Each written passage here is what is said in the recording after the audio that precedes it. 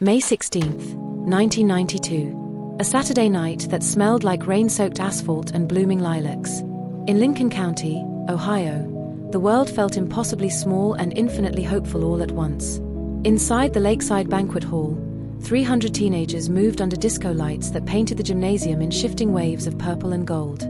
It was prom night, the last innocent night before everything changed, before college applications turned into acceptance letters, before childhood friendships scattered across state lines like dandelion seeds in the wind.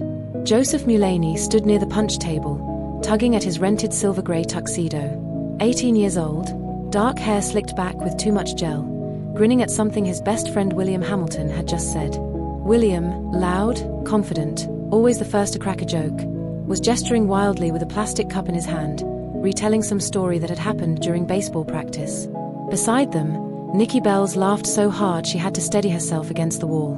Her pink silk dress caught the light every time she moved, and the pearl bracelet she'd borrowed from her mother gleamed on her wrist.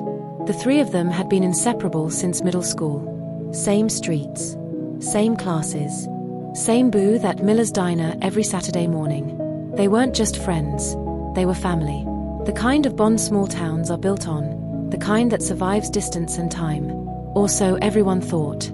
Around 11:45 p.m., as the DJ announced the last song, Joseph jingled his car keys and made a joke about being the chauffeur of bad decisions. His friends laughed. They waved goodbye to classmates clustered under the parking lot lights, shouted promises to meet up tomorrow, and climbed into Joseph's 1989 Pontiac Grand Prix, a two-door silver coupe he'd saved up for by working weekends at his dad's garage.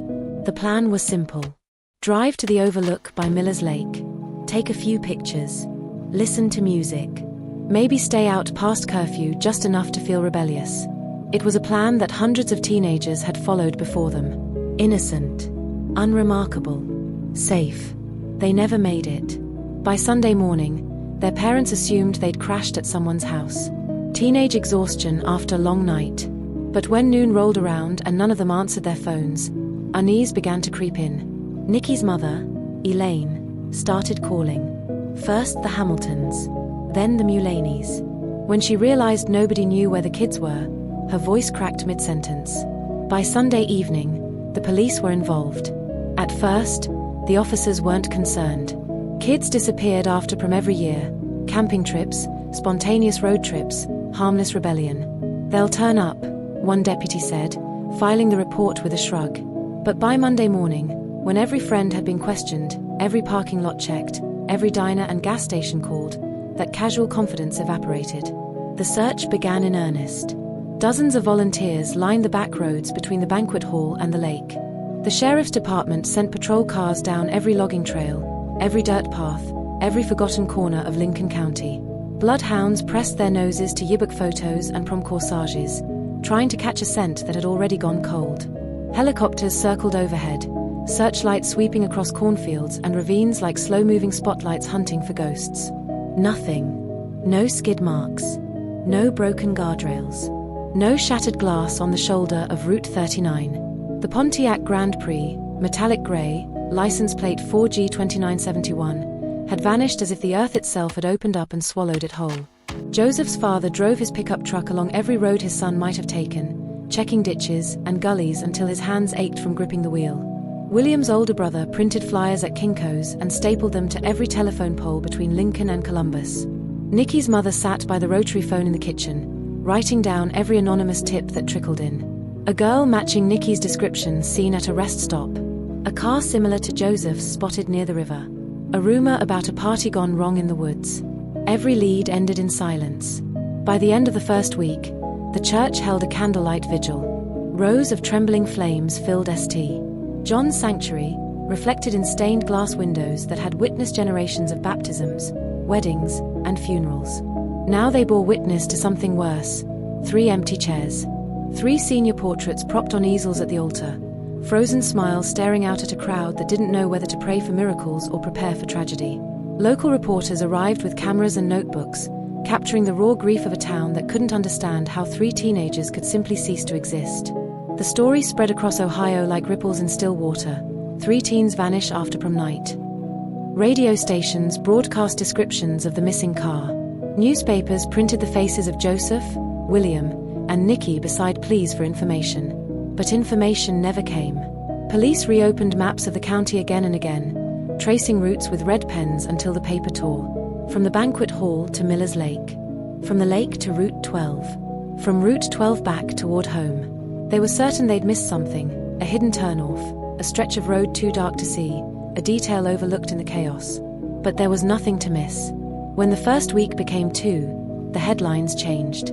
Search continues for missing teens. When 2 weeks became a month, hope began to fracture. Theories multiplied like weeds. Carjacking. Abduction. A runaway pact. Some whispered about accidents covered up by influential families. Others believed the kids had planned to start fresh somewhere far away.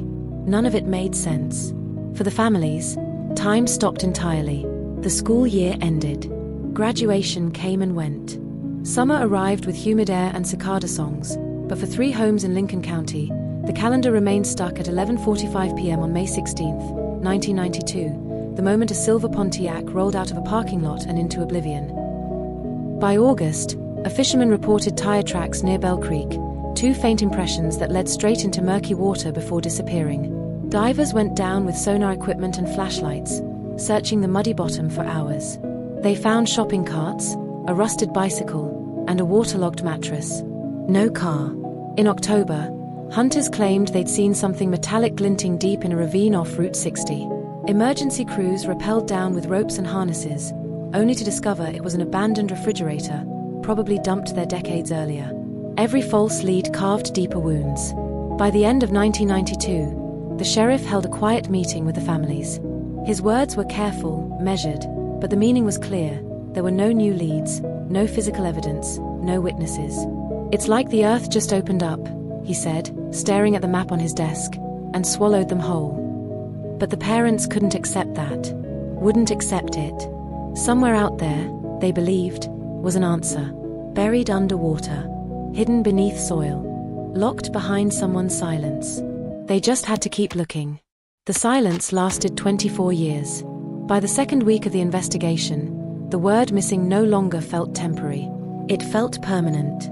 The search had shifted from frantic to methodical, from hopeful to desperate. Investigators widened their radius, combing every road, bridge, and creek bed in Lincoln County. The Pontiac Grand Prix became the key, its description repeated in every broadcast, printed on every flyer, etched into the collective memory of southern Ohio. Helicopters crisscrossed the summer skies, scanning riverbanks and abandoned quarries where local teenagers were known to gather. Divers plunged into murky ponds along Miller's Lake, dragging the depths with grappling hooks and sonar equipment. Officers probed sinkholes, drainage culverts, and forgotten farm silos. Each time, reporters waited at the edge of police tape, cameras ready for the discovery that never came. The only constant was silence. Rumors spread like wildfire. At the diner, someone swore Nikki's ex-boyfriend had shown up at prom drunk and angry. Another claimed to have overheard teenagers at a gas station talking about a crash cover-up, that the kids had been drinking and someone powerful was helping hide the evidence. There were whispers of a runaway pact, that the 3 had planned to disappear and start over somewhere new. It was gossip layered on grief, each theory more desperate than the last. Detectives interviewed everyone who'd seen the trio that night. Classmates who'd danced beside them. Waiters from the banquet hall. The gas station clerk who sold them sodas an hour before they vanished. The statements overlapped, contradicted, then collapsed under scrutiny. No one had seen anything unusual. The 3 had left in the Pontiac around 11:45 p.m., and from that moment on, the trail went cold. The families refused to sit still. They organized search parties that lasted deep into summer, combing through cornfields and wooded ridgelines with flashlights and tracking dogs. Volunteers shouted the names: Joseph, William, Nikki, into the darkness, hoping for an echo that never came. They posted flyers on telephone poles, in grocery stores, at highway rest stops. For weeks, those 3 faces, smiling, innocent, frozen in senior photos, watched over Lincoln County like patron saints of the lost. At St. John's Church, a table of candles burned continuously. Joseph's mother came every Sunday at dawn, lighting wicks with trembling hands. William's father stood in the back pew, shoulders hunched, staring at the floor. Nikki's mother kept her daughter's bedroom untouched, prom dress still hanging on the closet door, hairbrush resting on the dresser, calendar frozen on May 1992. The investigation kept moving, at least on paper. The sheriff's department logged every tip, every sighting, every anonymous call. A report from Kentucky, false alarm. A vehicle impounded in Michigan, wrong car. An unsigned letter with vague accusations. No useful information. Months turned to seasons. When autumn arrived, fog settled over Miller's Lake, and people stopped going near the overlook after dark. By winter, the case had become folklore. Teenagers dared each other to drive out there and park where the three had supposedly disappeared. They claimed you could still see headlights flickering on the water some nights, or hear faint music from a car radio beneath the wind. For the parents, those stories were unbearable. In early 1993, a new detective named David Kirby took over the case. Young, ambitious, determined to make his mark, he reviewed everything: the 911 calls, the search grids, the tire track photographs. He requested aerial maps from state archives, thinking maybe new construction or forest growth had concealed the wreckage. He found nothing. But he did notice something odd. Just a mile and a half from the banquet hall, an industrial park was under construction. Fresh concrete had been poured that very week in May 1992. Kirby made a note in his file but didn't pursue it further. The idea of a car being buried under foundations seemed absurd. Unthinkable. By summer 1993, the search fund had dried up. Billboards came down. Reporters stopped calling. When the high school class of '93 graduated, 3 empty seats sat in the front row, draped with lilies. The ceremony ended with soft applause and stifled tears. Life slowly returned to normal. But for the families, time stood still. William's mother refused to sell his pickup truck, leaving it parked under the maple tree where it collected leaves and rust. Every few weeks, she'd start the engine just to hear it run. Joseph's brother joined the military, but whenever he came home on leave, he'd drive the back roads late at night, convinced he could find what the police had missed.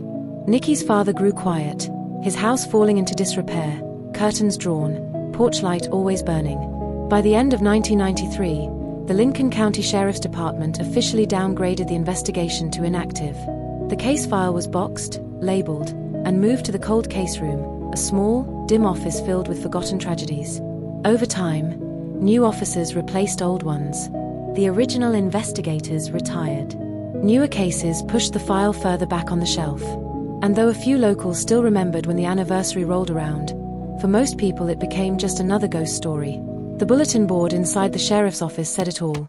Dozens of faces pinned beneath yellowed plastic sleeves. Runaways. Missing hunters.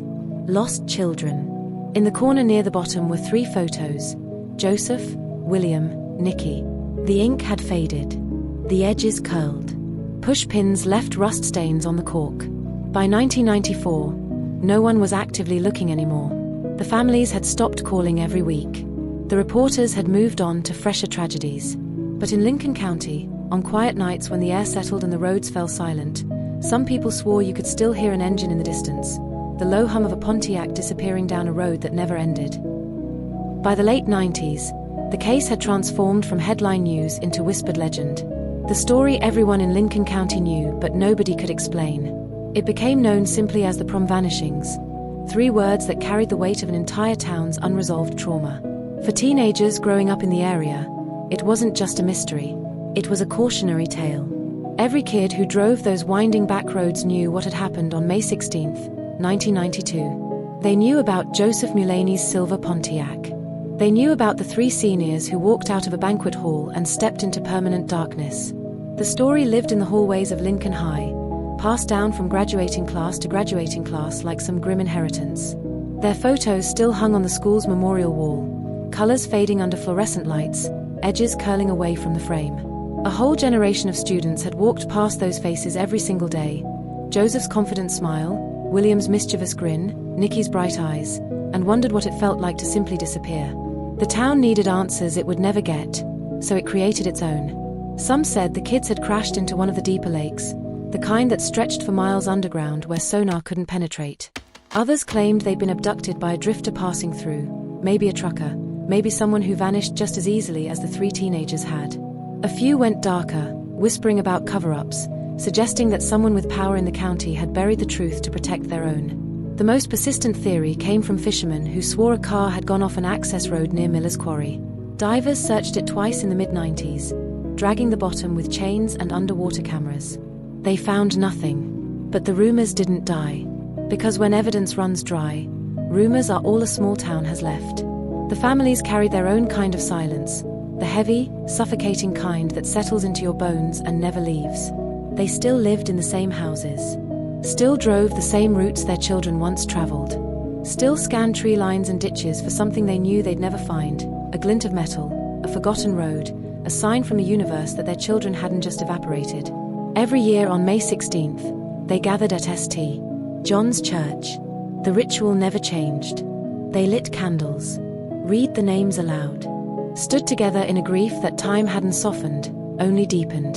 Fewer people came as the years passed, but the parents kept showing up. Because hope doesn't vanish when time passes. It just gets quieter, lonelier, harder to hold. In 2001, nearly a decade after the disappearance, a retired detective named Dale Rower decided he couldn't let it go. He'd been a young patrol officer when the case broke, too junior to have any real influence, but old enough to remember the faces of the parents when hope first turned to horror.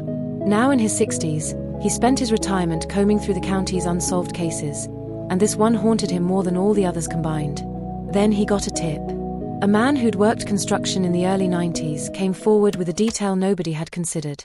He said there used to be a service road off Route 39 that didn't appear on any current maps.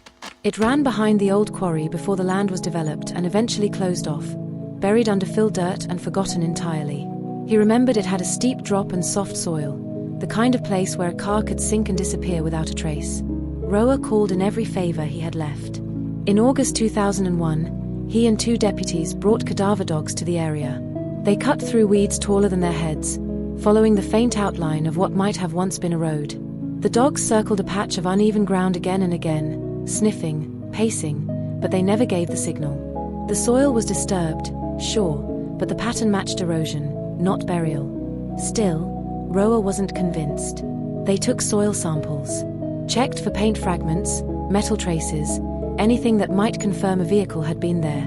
They even borrowed ground-penetrating radar from the state police, running it across the site in careful grids. The results came back clean. Nothing. Rower drove home that night gripping the steering wheel so hard his knuckles went white. If it happened anywhere, he told a local reporter weeks later, his voice rough with frustration, it happened near that quarry.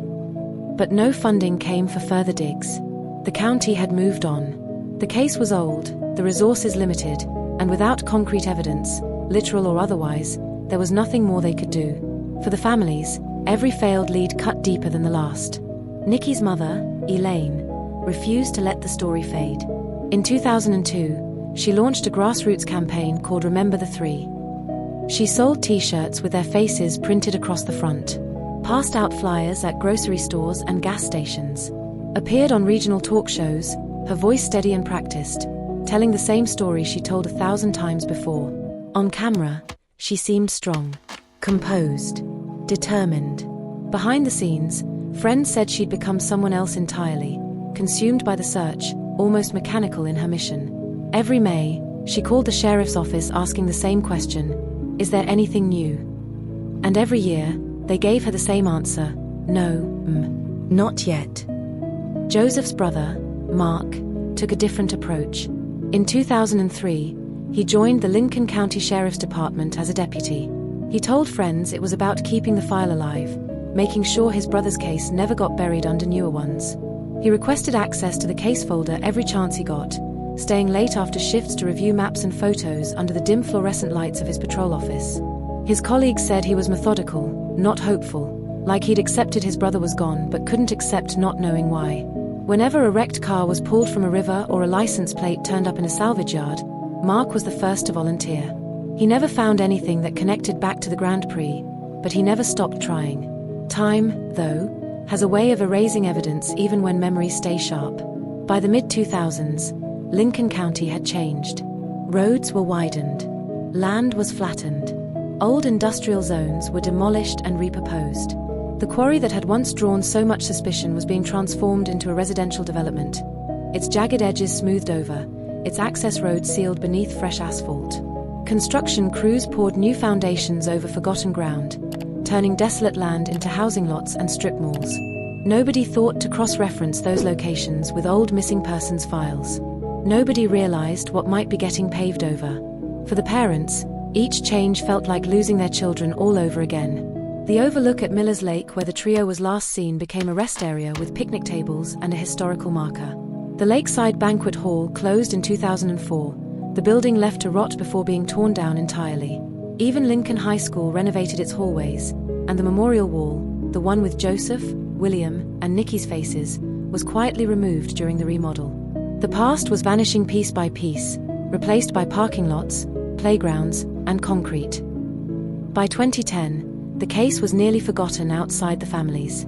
Occasionally an article would resurface around the anniversary, 18 years later, no answers in Prom Night disappearance, but for most people, it had become background noise. Just another unsolved mystery in a world full of them. But for those who lived through it, the loss never dulled. It aged differently than normal grief. It didn't soften or fade, it calcified, hardened into something permanent and immovable. Nikki's father died in 2012, still sleeping in the bedroom across from hers, still waiting for a knock on the door that never came. Elaine kept living in the same house, her daughter's room preserved exactly as it had been the night of prom. The walls still smelled faintly of Nikki's perfume, a ghost of vanilla and jasmine that clung to the curtains. Mark Mulaney, now a seasoned officer with grey at his temples and permanent shadows under his eyes, admitted in a rare interview that he no longer expected to find them alive. "At this point," he said, staring somewhere past the camera, "I just want to bring them home." His words echoed through the county, reigniting the story briefly. A few news outlets picked it up. Social media pages shared the photos again. But the attention faded as quickly as it came, and the case slipped back into the cold case archive where it had lived for 2 decades. Still, investigators who'd worked the file never stopped thinking about it. There were too many loose ends. Too many strange details that didn't fit the narrative of a simple accident or runaway situation. The complete absence of evidence. The perfectly timed disappearance. The way the car had seemingly been erased from existence. Some believed the answer was simple, a tragic accident in a place nobody thought to look. Others suspected something darker, that someone had helped bury the truth, whether out of loyalty, fear, or guilt. But without new evidence, the theories remained just that, theories. Then, in the summer of 2016, everything changed. It was late July, a humid Ohio morning thick with heat and the smell of diesel fuel. The construction crew working off Dry Creek Road had been there for weeks, tearing out old concrete and rusted chain link fencing. The site was part of an abandoned industrial lot being prepped for redevelopment, another chapter in Lincoln County's slow march toward modernization. To anyone driving past, it looked routine. Machines rumbling, dust hanging in the air, the rhythmic clang of metal on metal. Just another construction job in a town full of them. But beneath that forgotten stretch of pavement, something had been waiting for 24 years. Around 10:45 a.m., one of the backhoe operators, a man named Raymond Heller, felt his machine jolt hard. The kind of impact that rattles your teeth and makes you check your equipment. He thought he'd hit reinforced rebar or maybe an old fuel tank buried during the original construction. He tried again. The bucket clanged against something solid, metallic. The sound was wrong, not the dull thud of concrete or the scrape of pipe. It rang. The foreman came over, waved him to stop. They grabbed shovels and started digging by hand, chipping away at the remaining concrete. As they cleared the debris, something appeared beneath the dust. A curve of metal. Smooth. Reflective. At first, they thought it was a storage container, maybe something left over from when the site was an active factory. But when the light hit just right, they saw the faint shimmer of paint, silver, dulled by years underground but unmistakable. One of them brushed away more dust and felt the outline of a windshield frame. Then a door seam. Then the unmistakable shape of a side mirror. They weren't standing over an industrial relic. They were standing over a car. The foreman's hand shook as he radioed the county sheriff's office. His voice cracked mid-sentence. "You're gonna want to see this." Within an hour, deputies arrived and roped off the entire site. Work halted immediately. Excavation teams were called in to carefully expose the rest of the structure, peeling back layers of concrete and compacted soil like archaeologists uncovering something ancient. As the machines worked, the shape became undeniable, a compact 2-door coupe, crushed and distorted but still intact, sealed beneath nearly 2 feet of hardened cement. The make and model weren't visible yet, but what they could see was enough to send chills through everyone present. This car hadn't ended up here by accident. It had been buried. Deliberately. Methodically. Hidden. By evening, the site was flooded with law enforcement and media. Floodlights turned night into day as investigators examined the remains of the vehicle, half sunken in the earth like some mechanical fossil. Forensic teams moved carefully, documenting every angle, every detail. Then someone found it, the VIN number, still partially legible despite the corrosion and damage. An officer ran it through the database with hands that wouldn't stay steady. The result came back instantly, and everyone standing near him fell silent. The number matched a 1989 Pontiac Grand Prix registered to Joseph Mulaney. The same Joseph Mulaney who'd vanished after prom night in 1992, 24 years earlier. News spread like wildfire. Within hours, Lincoln County was swarming with reporters. Camera vans lined Dry Creek Road, their satellite dishes pointed toward the sky. By the next morning, every major outlet in the region had picked up the story. Car linked to 1992 prom night disappearance found buried under concrete. For a town that had carried the ghost of this case for more than 2 decades, it was like the clock had been violently rewound. The past wasn't past anymore. It was here, exposed, undeniable. The car was extracted in sections to preserve evidence. The body was twisted and crushed inward, as though it had been lowered into a confined pit before concrete was poured around it like a tomb. Forensic teams worked in silence, their faces grim as they carefully opened the door panels and sifted through the interior. And then they found them. 3 skeletons, seated as if frozen mid-conversation. The driver's seat still held the remnants of a tuxedo jacket, buttons tarnished but intact. Beside it, in the passenger seat, a bracelet glinted faintly under the forensic lights, a delicate silver band engraved with the initials NB. In the back seat, they found a class ring. The inscription was still visible, W.H. Lincoln High 1992. Among the wreckage lay fragments of a cassette tape case, the kind teenagers used to make mixtapes for road trips. The plastic was cracked and faded, but you could still make out handwriting on the label, someone's careful script listing song titles that would never be heard again. The forensic team labeled each item with trembling hands. These weren't artifacts. They were answers. And they were proof that 3 lives had never made it home. By evening, the sheriff's department held a press conference outside the old industrial park.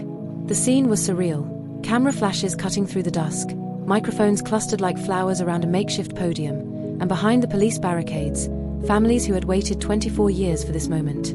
They stood silent, clutching each other, eyes red but dry, as if they'd cried every tear they had years ago, and now there was nothing left but a hollow, aching validation. The sheriff stepped up to the microphone, his face carved with lines that hadn't been there in 1992. His voice was steady but strained. The vehicle recovered from this site has been confirmed to be the one belonging to Joseph Mulaney, reported missing on May 17, 1992. He paused, letting the weight of those words settle over the crowd. 3 sets of remains have been located within the vehicle. Positive identification is pending DNA confirmation, but we have reason to believe these are the remains of Joseph Mulaney, William Hamilton, and Nikki Beles. The crowd erupted, not in chaos, but in a strange collective exhale. Reporters shouted questions. Cameras swiveled toward the families. But the parents didn't move. They just stood there, frozen between relief and devastation. For 24 years, they had lived in limbo, unable to mourn because there was always the chance, however slim, that their children were alive somewhere. Unable to move forward because hope, even the thinnest thread of it, kept them tethered to the past. Now they had proof. Their children hadn't run away, hadn't abandoned them, hadn't chosen to disappear. But with that proof came a darker realization, one that settled like ice in their stomachs. Someone had done this.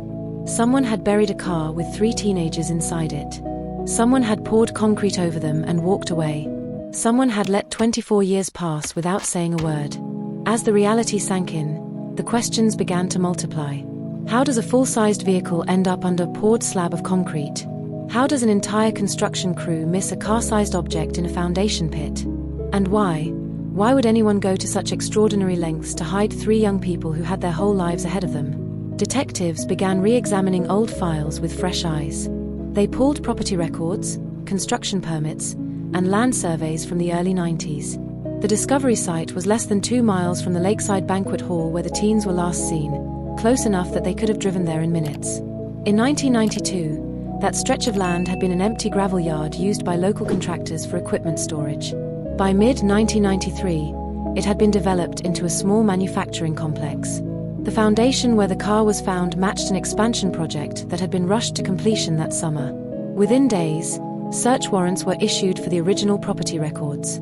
Investigators learned the concrete slab had been poured by a construction company called Henders and Sons Contracting. The name meant nothing to most people, but to those who'd worked in the industry back then, it carried weight. Paul Henders had been a fixture in Lincoln County construction for years. Small jobs mostly, but steady work. The company no longer existed. It had dissolved in the mid-90s amid a tangle of lawsuits and unpaid debts. And Paul Henders himself had fled the state, disappearing almost as completely as the three teenagers had.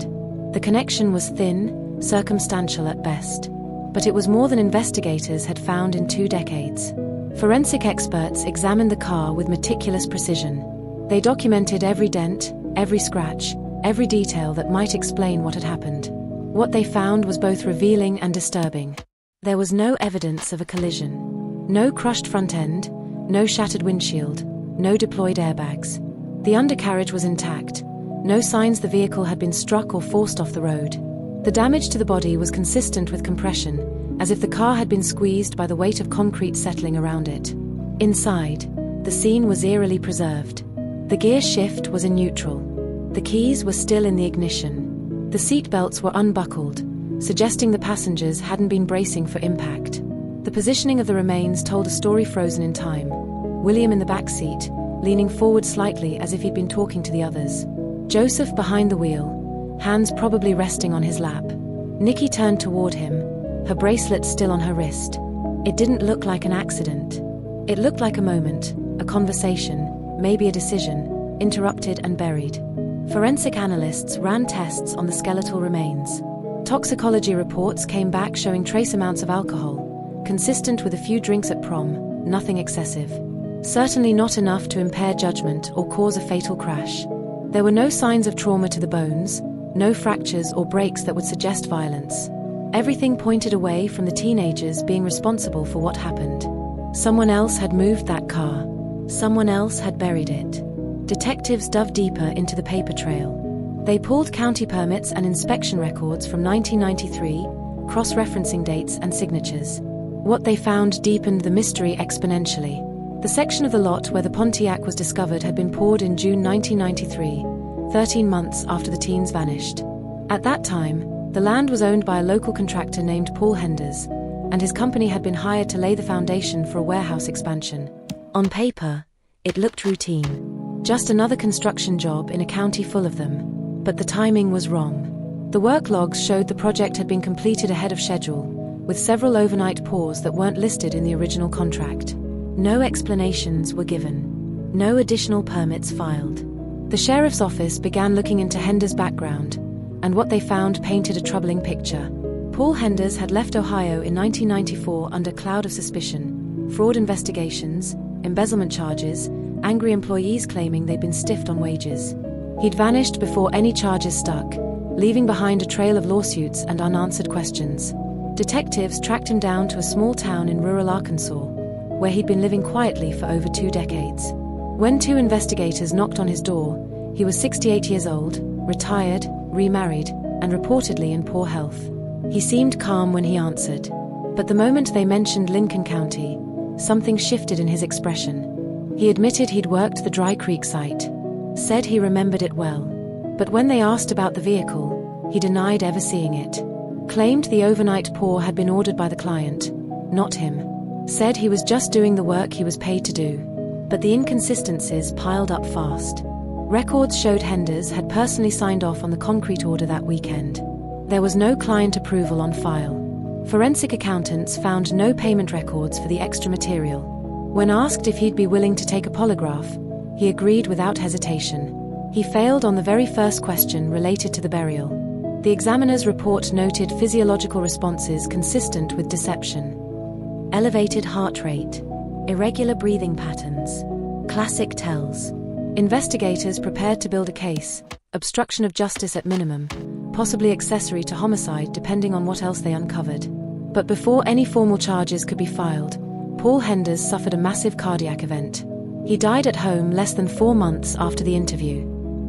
With Hender's death, the investigation hit another wall, this one made of silence and lost time. Some believed he'd acted alone, perhaps covering up an accident that happened near the construction site. Maybe the kids had driven onto the property, gotten stuck, and he'd panicked. Maybe he thought burying the problem was easier than reporting it. Others believed he was protecting someone. Maybe a worker who'd been involved. Maybe a local official with enough influence to make evidence disappear. Maybe someone whose name would never surface because everyone who knew the truth had either died or learned to keep their mouths shut. Without Hender's testimony, the motive dissolved into speculation. But the forensic team remained convinced of one thing: this was no random tragedy. The clean placement of the vehicle, the perfectly aligned concrete slab, the absence of panic or struggle inside the car, all of it suggested calculated intent. Someone had gone to extraordinary lengths to erase 3 young lives from existence, and they had almost succeeded. For the families, Hender's death was another cruel turn in a case built on cruelty. Joseph's brother, Mark, now a deputy with more grey hair than brown, called it a confession buried under concrete. His voice was flat when he said it, empty of emotion, like he'd used up all his anger years ago and now only had resignation left. Nikki's mother, Elaine, was less restrained. In an interview that aired on local news, her hands shook as she spoke. "Someone in this town helped cover it up," she said, staring directly into the camera. "Whether out of loyalty or fear, I don't know. But I know they're out there. And I know they've been living their life while my daughter's been buried under concrete." The statement sent shockwaves through Lincoln County. People who'd moved on, who'd convinced themselves the mystery was unsolvable, suddenly found themselves looking at neighbors differently, wondering who knew, wondering who'd stayed silent. As investigators boxed up the final pieces of evidence and prepared to log the case back into the archive, one detail continued to haunt them. The section of concrete that had hidden the car for 24 years had been inspected and approved in June 1993 by a county building supervisor, a man named Gerald Voss. He'd signed the final paperwork declaring the slab structurally sound and complete. Gerald Voss had lived less than a mile from the Mulaney home. He'd been at the same church where the vigils were held. He'd seen the missing posters. He'd known the families. When investigators tried to interview him, they learned he'd died in 2008, 8 years before the car was ever found. Natural causes. Cancer. Whether he'd missed what was beneath the concrete or simply looked away, no one would ever know. But the fact remained, he'd stood on top of that slab, clipboard in hand, and signed off on a foundation that held 3 bodies. Then he'd gone home, eaten dinner, and never said a word. In the spring of 2017, after months of forensic testing, reconstruction, and public speculation, the official conclusion finally arrived. The deaths of Joseph Mulaney, William Hamilton, and Nikki Beles were ruled accidental but suspicious. The report read like a compromise between evidence and unease, a narrative that made sense on paper but felt wrong in every other way. According to the official theory, the 3 friends had somehow taken a wrong turn after leaving prom. They'd ended up on an unfinished service road near the edge of the Dry Creek development zone. The road, still under construction, ended abruptly at a drainage pit where concrete work was scheduled to begin that week. Investigators theorized the car had slipped down the incline in the dark, landing in the pit and becoming trapped. Days later, unaware that anything was there, workers poured the concrete foundation, entombing the vehicle and its passengers forever. On paper, it was neat. It explained the car. It explained the timing. It explained the location. But it didn't explain everything else. How had a missing vehicle, one that was being actively searched for by dozens of people, gone completely unnoticed by an entire construction crew? How had the pit not been inspected, photographed, or measured before concrete was poured? Standard protocol required multiple checks. Someone should have seen it. And how did no one notice a Pontiac-sized depression or irregularity in the foundation afterward? Concrete doesn't just smooth itself over a 2-ton vehicle without leaving some kind of evidence. The forensic inconsistencies were even more troubling. The car showed no signs of violent impact. No crushed hood. No deployed airbags. No shattered windows. The kind of damage you'd expect from a car plunging into a pit simply wasn't there. The seat belts were unbuckled. The gear shift was in neutral. The positioning of the bodies suggested the passengers had been calm, maybe even still, not braced for a crash or trying to escape. It looked less like an accident and more like a pause, a moment frozen in time. Yet officially, The sheriff's department closed the file that spring, citing insufficient evidence of foul play. They released a brief statement calling it a tragic accident and urging the community to honor the memory of 3 young lives lost too soon. Behind the scenes, several investigators privately admitted they weren't convinced. Some suspected criminal negligence on the part of the original contractors. Others hinted that someone had actively helped bury the truth, literally and figuratively. But with Paul Henders dead, Gerald Voss dead, and no surviving witnesses willing to come forward, the case had nowhere left to go. The announcement divided Lincoln County along old fault lines. For the older generation, the ones who'd lived through the hysteria of 1992, it was closure. Painful, incomplete, but final. At least they had answers now. At least the families could bury their children. For the families themselves, it felt like another betrayal.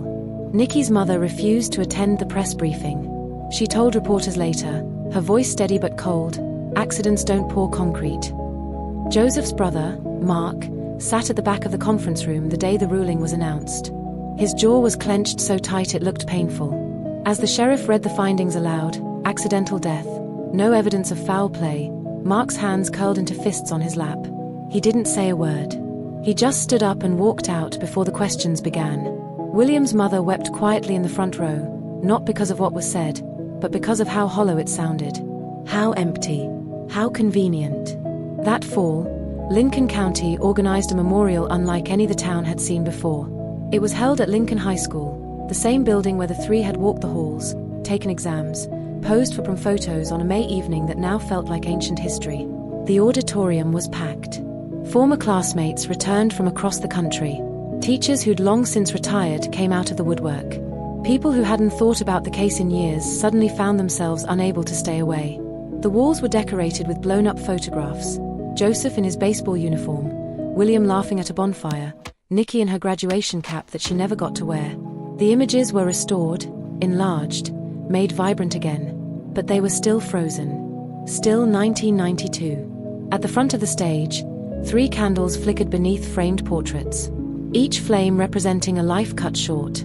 Each one a reminder of the years spent searching. The principal spoke about youth and time. The sheriff spoke about closure and healing. But when Elaine Bells stood to speak, the entire room fell silent. Her hands gripped the edges of the podium. Her voice started soft but grew stronger with every word. "My daughter's bracelet came back from the lab 2 weeks ago," she said. "It was in a plastic evidence bag. Tagged. Catalogued. Polished clean." She paused, her eyes scanning the crowd. It still felt warm when I held it. Like she'd just taken it off. Her voice cracked, but she didn't stop.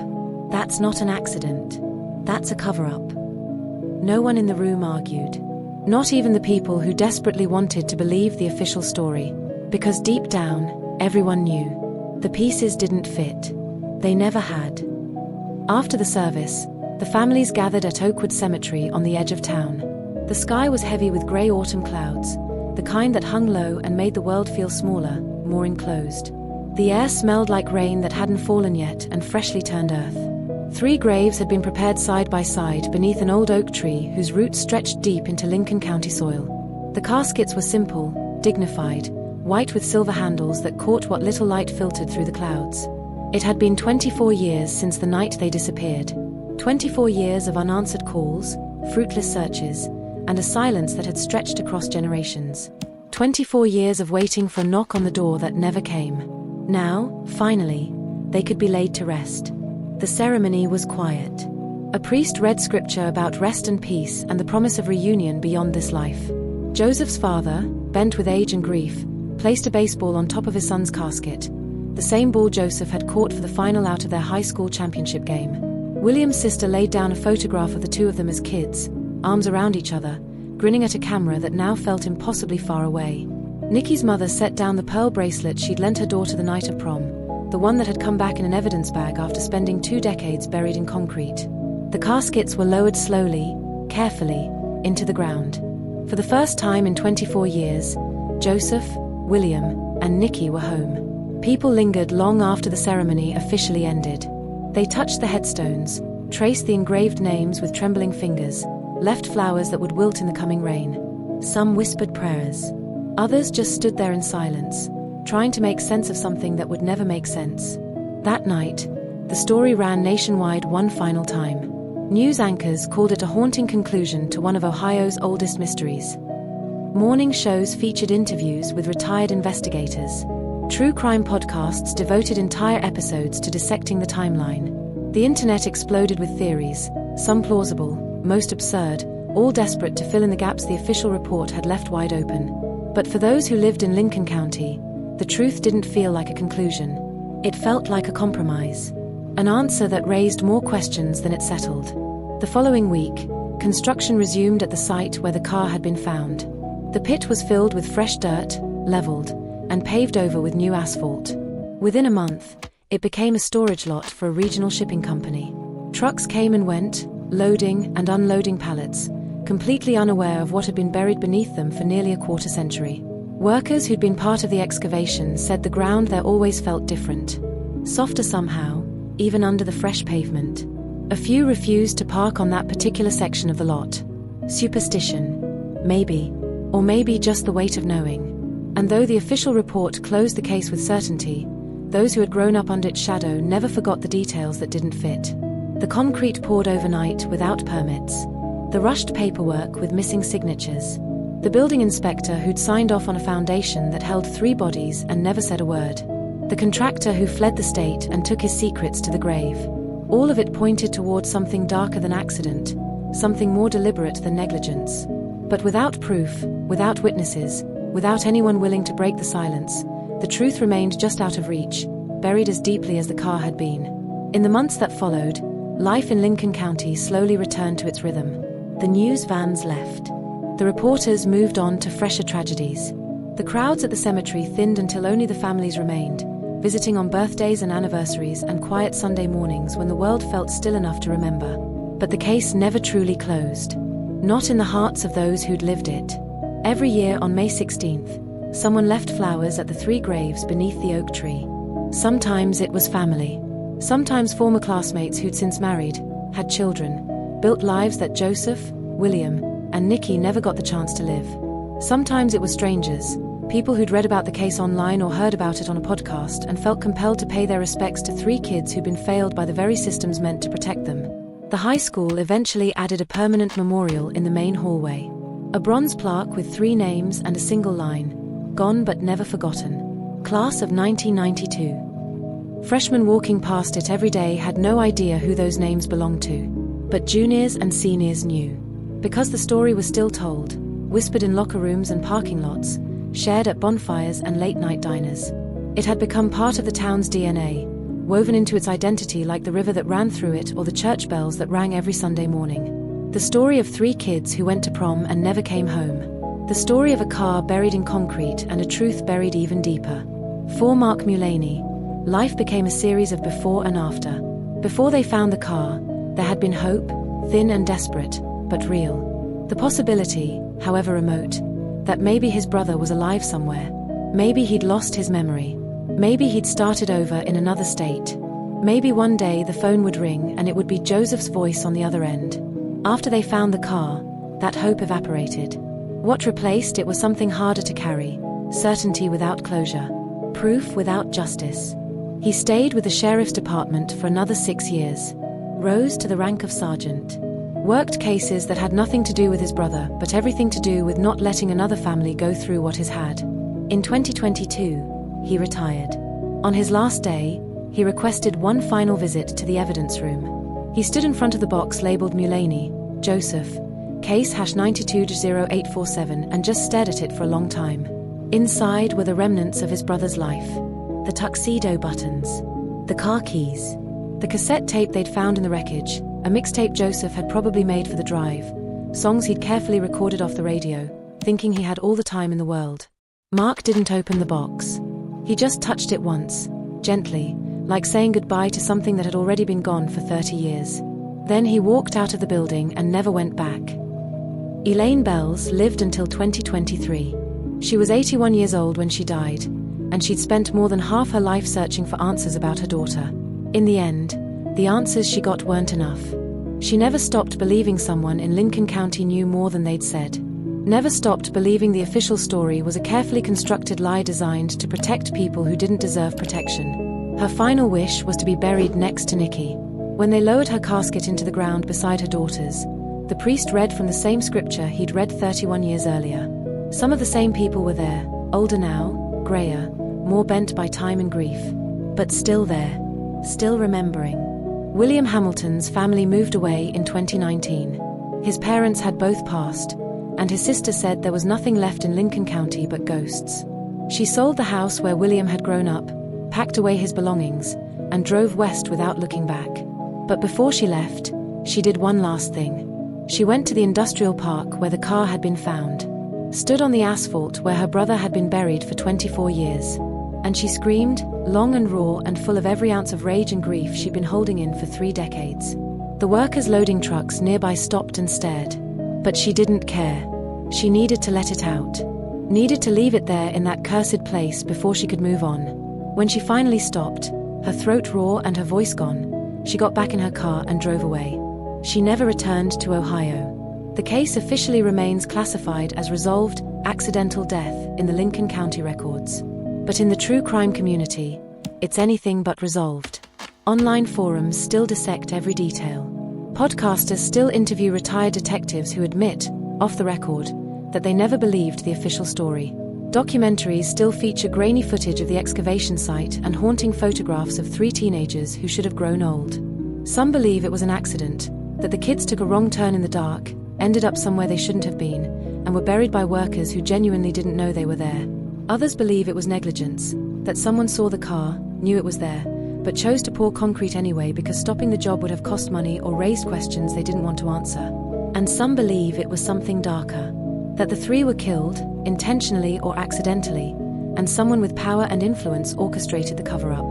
That the rushed concrete pour wasn't coincidence but clean-up. That names in the records had been deliberately omitted or altered. The truth probably lies somewhere in between. In the messy, complicated space where accidents meet incompetence, where fear meets self-preservation, where the instinct to protect yourself outweighs the obligation to do what's right. But one thing is certain. 3 teenagers left a prom in May 1992 and were erased from existence. Not by fate or bad luck, but by human hands. Someone moved that car. Someone buried it. Someone signed off on the foundation knowing, or choosing not to know, what lay beneath. And that someone never faced consequences. In Lincoln County, the legacy of the case lives on in unexpected ways. Parents hold their teenagers a little tighter before they leave for dances and parties. They make them promise to text when they arrive, to call if plans change, to never assume that everything will be fine. Driving instructors use the story as a cautionary tale, not about drunk driving or speeding, but about awareness. About knowing where you're going. About not trusting that every road leads somewhere safe. And construction workers in the area have developed an unspoken rule. Before pouring concrete, they check. They double-check. They make absolutely certain there's nothing in that pit that shouldn't be there. Because they all know the story. They all know what happened when someone didn't. The last image Lincoln County holds of Joseph, William, and Nikki is frozen in those prom photos. 3 faces full of hope and plans and the unshakable belief that they had their whole lives ahead of them. Joseph in his silver-grey tuxedo, hair slicked back, grinning like he owned the world. William with his arm around Nikki's shoulder, caught mid-laugh, his eyes bright with mischief. Nikki in her pink silk dress, the pearl bracelet catching the camera flash, smiling at something just off frame. They were 18 years old. They were supposed to graduate in 3 weeks. They were supposed to go to college, get jobs, fall in love, make mistakes, have adventures. They were supposed to grow old and tell their grandchildren about the night they went to prom in 1992. Instead, they became a mystery, then a tragedy, then a ghost story, and finally, 24 years later, they became a warning. The town still talks about them on quiet nights, when the air settles and the roads fall silent. Some people swear you can still hear an engine in the distance if you listen carefully enough. The low hum of a Pontiac Grand Prix disappearing down a road that has no end. Others say that's just superstition, that grief and guilt can make people hear things that aren't there.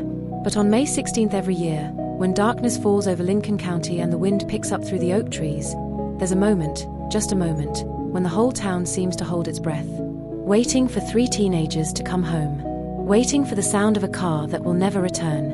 waiting for answers that will never come. The concrete has been poured. The case has been closed. The files have been archived.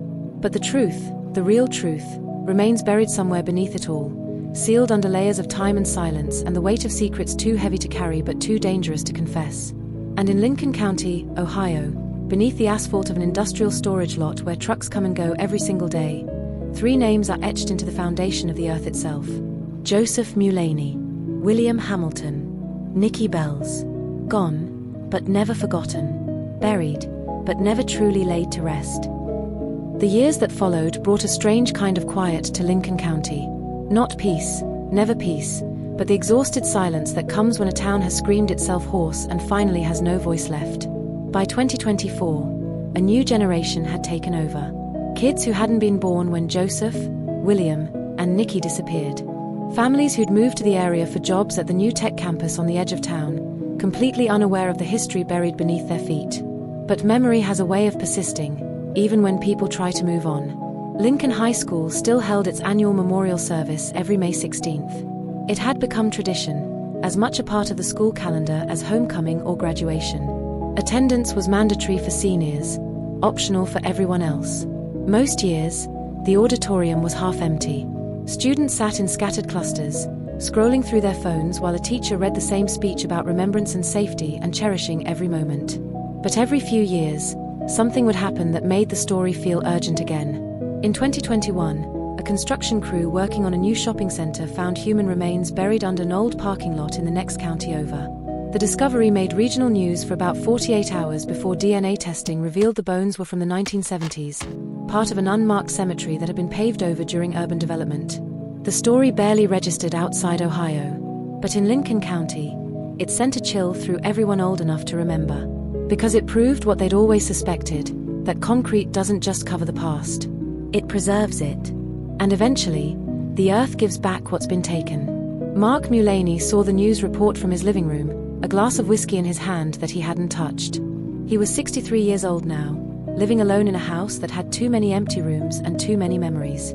His wife had left him years ago, tired of competing with a ghost. His kids called on birthdays and holidays but never visited anymore. He'd given 30 years to law enforcement, solved dozens of cases, brought closure to families who'd been desperate for answers, just like his had been.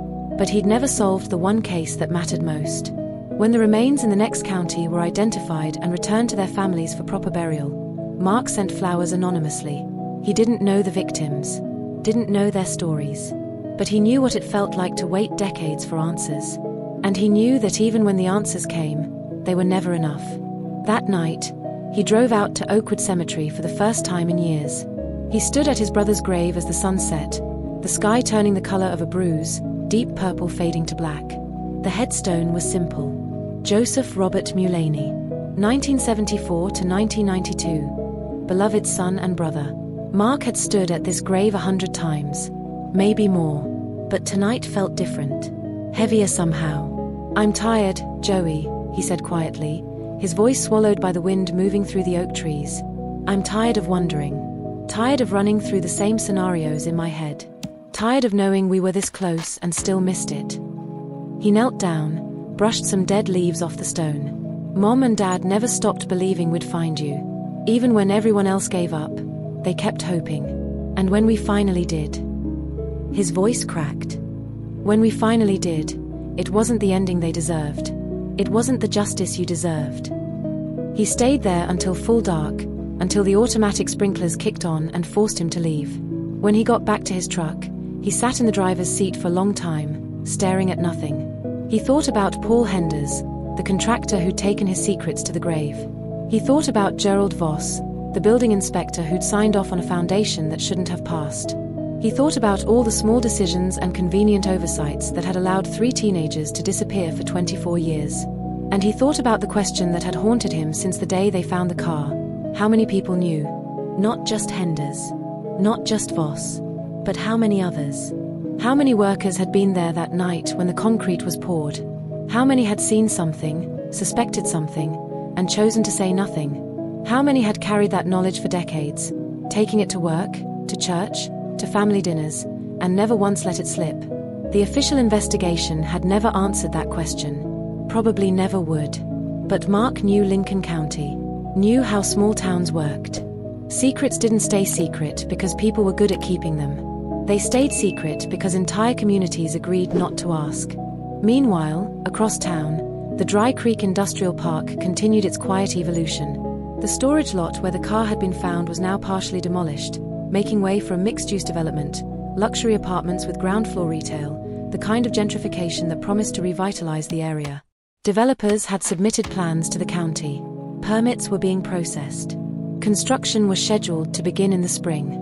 None of the marketing materials mentioned what had been found there 8 years earlier. The real estate company had been careful about that.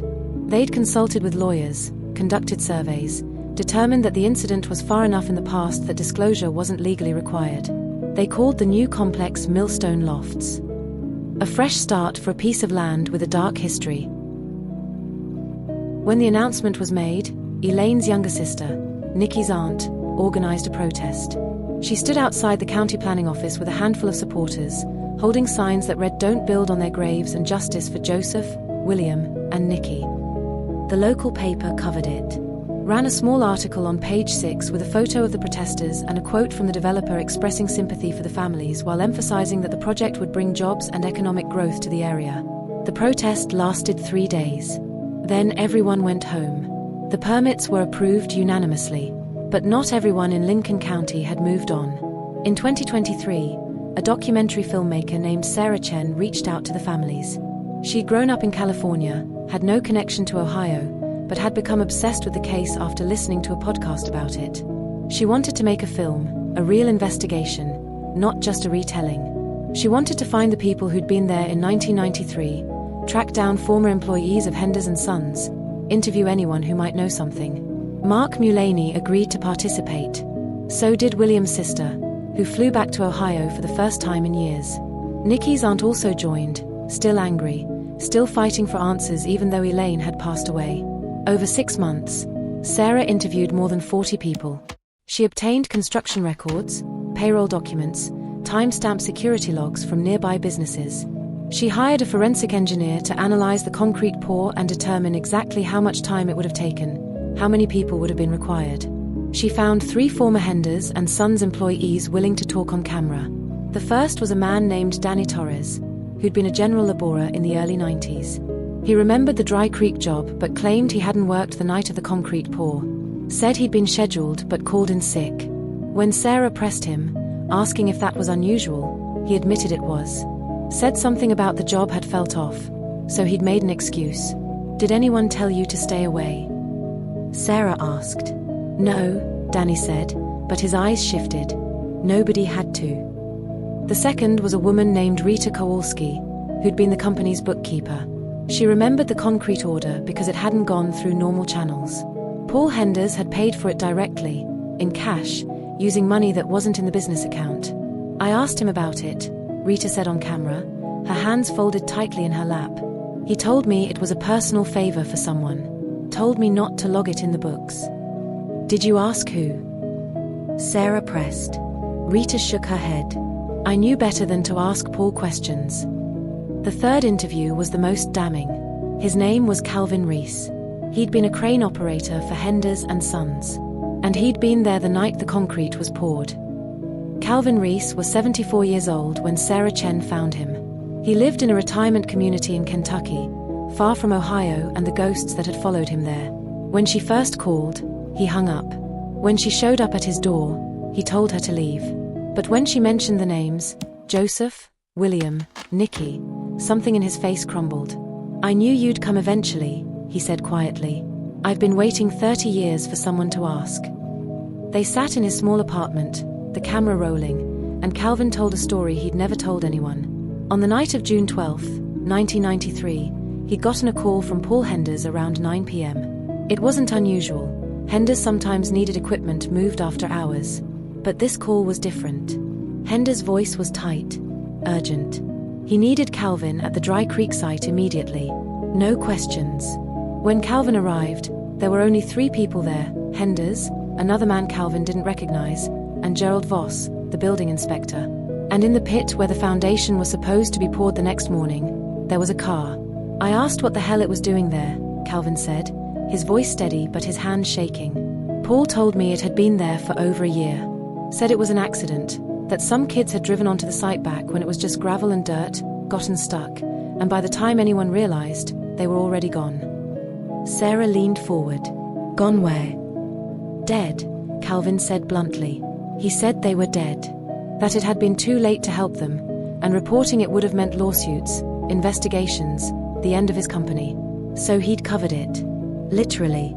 Poured dirt over it and waited until he had a legitimate reason to pour concrete. And you believed him? Calvin was silent for a long moment. I didn't want to know if I didn't believe him, so I didn't ask. That night, following Hender's instructions, Calvin operated the crane that helped position the car properly in the pit. They made sure it was level, that it wouldn't shift when the concrete was poured. Then they mixed the cement, tons of it, and filled the pit, working through the night until the entire area was sealed. Gerald Voss stood there the whole time, watching, making notes on his clipboard. And when the sun came up and the concrete had set, he signed the inspection form without hesitation. I got paid double for that night, Calvin said, staring at his hands. Cash. Paul handed it to me in an envelope and told me if anyone ever asked, I was never there. I took the money and I kept my mouth shut. For 30 years. Sarah's voice was incredulous. For 30 years, Calvin confirmed. I told myself it didn't matter. The kids were already dead. Nothing I said would bring them back. And if I talked, I'd lose everything. My job, maybe my freedom. Paul made it clear we were all in it together. But you knew families were looking for them, Sarah pressed. You knew parents were desperate for answers. Calvin's eyes filled with tears. I know. God, I know. I've lived with it every day. Every single day for 3 decades. Why tell me now? Sarah asked. Calvin looked directly at the camera. Because I'm dying. Pancreatic cancer. Stage 4. The doctors say I've got maybe 6 months. He took a shaky breath. I don't believe in much, but I believe those kids deserve better than being buried under lies. And I believe their families deserve the truth, even if it comes 30 years too late. The documentary, titled Beneath the Surface, was released in early 2024. It premiered at the Tribeca Film Festival and was later picked up by a major streaming platform. The response was immediate and explosive. Within days, the Lincoln County Sheriff's Department announced they were reopening the investigation based on new evidence.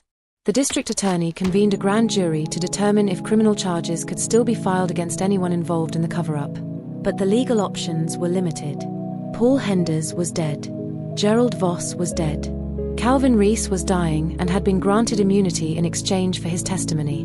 The other workers Sarah had interviewed claimed they didn't know about the car until after the fact, if at all. There was outrage, but no one left to prosecute. The families watched the documentary together at Mark Mulaney's house. When Calvin's confession played on screen, Nikki's aunt sobbed. William's sister sat perfectly still, her face blank. Mark just nodded slowly, like a piece of a puzzle had finally clicked into place. We were right, he said quietly when it was over. All these years, we were right. But being right didn't feel like victory. It felt like confirmation of a betrayal so deep it had reshaped the entire foundation of their lives. In the months that followed, Lincoln County underwent a reckoning. The County Board of Commissioners issued a formal apology to the families. The Sheriff's Department announced new protocols for handling missing persons cases and overseeing construction projects. The high school expanded its memorial to include a permanent exhibit about the case, emphasizing the importance of truth and accountability. But none of it brought back the 3 kids who'd been failed by the very systems meant to protect them. Calvin Reese died in August 2024, 5 months after the documentary was released. He'd requested to be cremated, his ashes scattered in a river far from Ohio. No memorial service. No obituary. He wanted to disappear as completely as the 3 teenagers had, except by choice this time. Before he died, he recorded one final message that his lawyer delivered to the families. I'm sorry, his voice said from beyond the grave, thin and weak but clear. I know it's not enough. I know sorry doesn't give you back what was taken. But I need you to know I carried them with me every day. Their faces. Their names. The weight of what I helped bury. There was a long pause, the sound of labored breathing. I hope wherever they are, they found peace. And I hope someday, you can too. The message ended there. Mark Mulaney listened to it once, then deleted it. He didn't need Calvin's apology, didn't want it. The man had made his choice 30 years ago and lived with the consequences. Now Mark had to live with his. By the fall of 2024, construction on Millstone Lofts had been suspended indefinitely. The developer had pulled out after the documentary aired, citing unforeseen complications. The land sat empty, a chain-link fence surrounding the partially excavated site. Someone spray-painted 3 names on the fence: Joseph, William, Nikki. The county painted over it. Within a week, the names were back. This happened 4 more times before the county gave up. Now the names remain, permanent markers on a temporary fence, watching over the ground where 3 lives ended and 3 decades of lies began. In Lincoln County, the story of Joseph Mulaney, William Hamilton, and Nikki Beles is no longer a mystery. It's a scar, a permanent mark on the town's identity that will never fully heal. The high school students who gather at the memorial now know the full story. They know it wasn't an accident. They know adults they should have been able to trust made choices that prioritized convenience over conscience. They know their town buried the truth as thoroughly as it buried the car. And they know that justice delayed is justice denied.